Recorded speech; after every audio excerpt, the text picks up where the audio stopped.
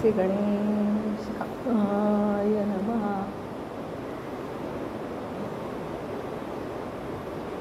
शुभप्रभात. जर व्यक्ती मौनाचा अभ्यास करेल तर मौनामध्ये जबरदस्ती शक्ती आहे. मौनाचा अभ्यास केल्यामुळे आपण खूप समस्यांपासून दूर राहतो. खूप साऱ्या समस्या आहेत की जे तुम्ही उलट बोलून देता. काहीतरी इकडे तिकडे गडबड होऊन जाते. म्हणून बोलताना खूप विचार करून बोलावे. समोरचा माणूस जर काही आपल्याला बोलत असेल तर लगेच त्याला उत्तर देऊ नये. पहिला तो काय म्हणाला, कशासाठी म्हणाला ह्याचा स्वतःच्या मनामध्ये विचार करावा आणि लगेच उत्तर देण्याच्या अगोदर त्याला सांगावं की मी तुला 5 मिनिटांनी उत्तर देईन. म्हणजे काय होतं की म्हणून बोललं जातं की न बोलण्यामध्ये 9 गुण आहेत. म्हणून कमी बोला.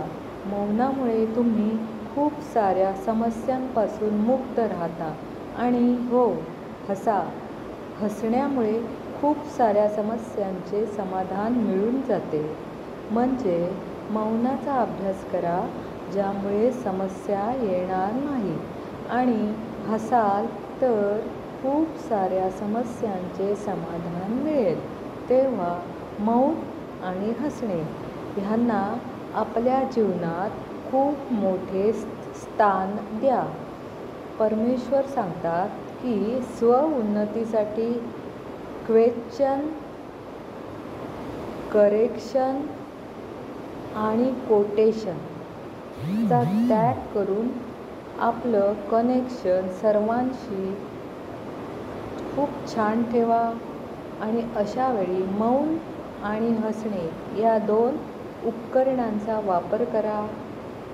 तर तुमचं आयुष्य सुखी, शांत आणि समाधानाने जगता येईल. ओम शांती.